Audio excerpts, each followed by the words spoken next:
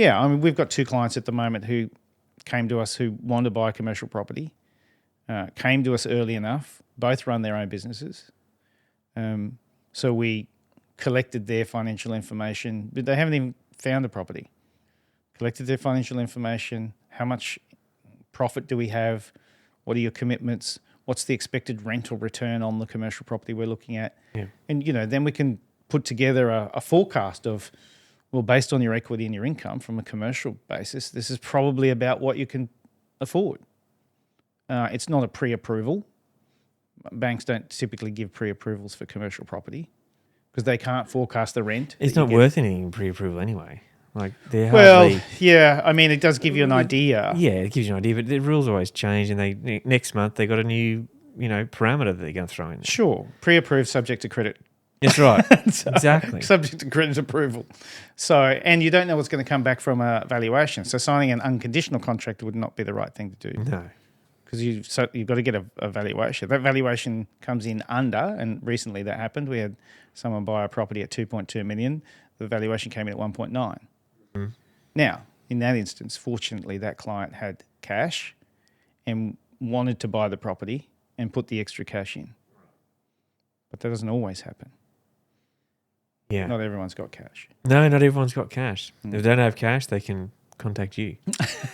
Even if they've got cash, they can contact me. So it all worked out okay for this client. They've got their money back out of their property, the first property that they bought. They've put it into the next property or project or whatever they're doing. Sure, yes. And they've lived happily ever after. Yeah, and because we had time, we were able to talk them through the process. Yeah.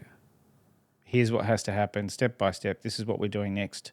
This is your responsibility. This is, that process was probably a lot smoother, but also less stressful.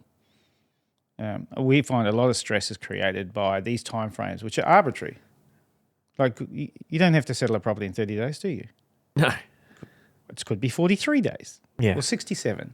Yeah. But you've decided, and now because everyone's decided, we can't move that number or that We're working time towards this date. Well, if I say, I need to settle it here, and because I bought another property, so everything's predicated on nothing going wrong. Yeah.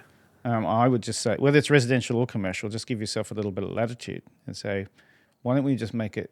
I've got a client at the moment who's purchased a property. He gave himself 90 days for finance. Right. And settling another 30 days after that. Yep. The finance came through just before the 90 days. Unbelievable. Now, that seems ridiculous. How could that ever happen? Well, they signed the contract, but they didn't have any of their financials ready. But they wanted the most competitive interest rate, which only happens when you've got all of your financials ready. Uh-huh. So could it have happened sooner? Yes, we could get a finance approval sooner with a more expensive loan. But they just didn't realise they needed all their financials. Luckily, they had 90 days. Yeah, they did well on that. That was more about their own timeframes and then, like, it was more luck than anything. If they had to come to us with like 14 days or 30 days, we'd be saying, you can't do this. Right. Good. Good story. Good story. Good chat. Good chat. Thank Happily you. ever after. That's the way.